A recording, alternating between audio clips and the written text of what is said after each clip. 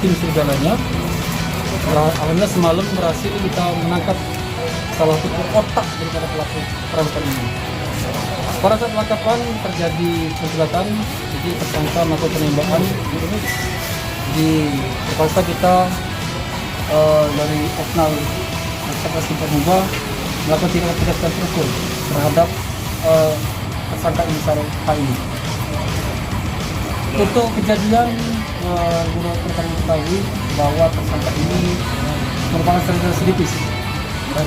residivis daripada pelaku perampokan.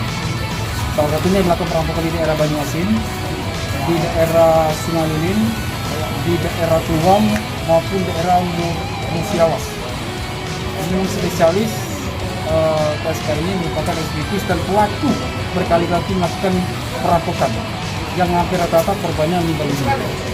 Pada sore hari ini kami press release di kamar mayat di RSUD Sekayu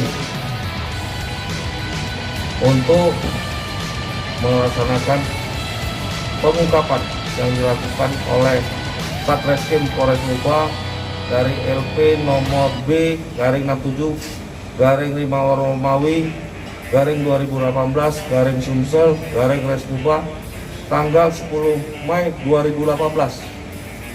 Jadi ini kejadian kasus 2 tahun yang lalu, lebih 3 hari ya, ulangi, lebih 11 hari ya.